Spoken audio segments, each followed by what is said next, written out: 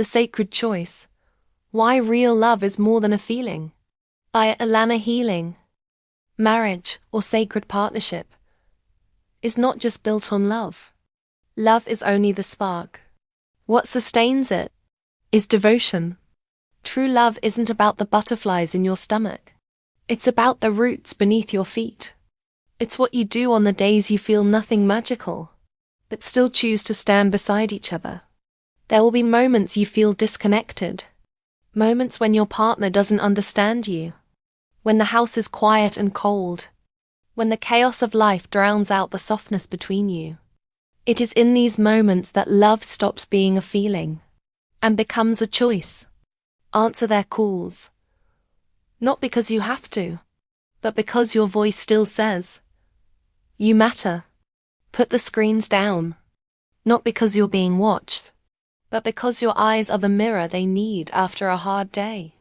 Be present, not out of obligation, but because presence is the language of love in its purest form.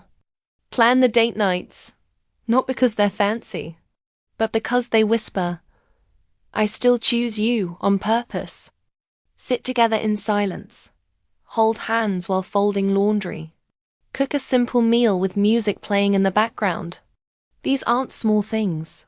These are the sacred threads that stitch a life together. Love dies not in conflict, but in neglect. It weakens when effort fades. It frays when time stops being intentional. What protects love? Love needs protection, not from outsiders, but from distraction, complacency, and ego. Be mindful of who you surround yourself with. Keep close those who celebrate commitment, not those who whisper temptation or normalize disconnection. Loyalty begins long before the body is involved. It starts in thoughts, in the small moments of choice, in the private places no one sees. Conflict is not the enemy. There will be fights, misunderstandings, egos flaring. That doesn't mean you're broken. It means you're human. But even in conflict, you are still partners. You are not enemies. You are not trying to win. You are trying to heal something. Together. So soften your tone.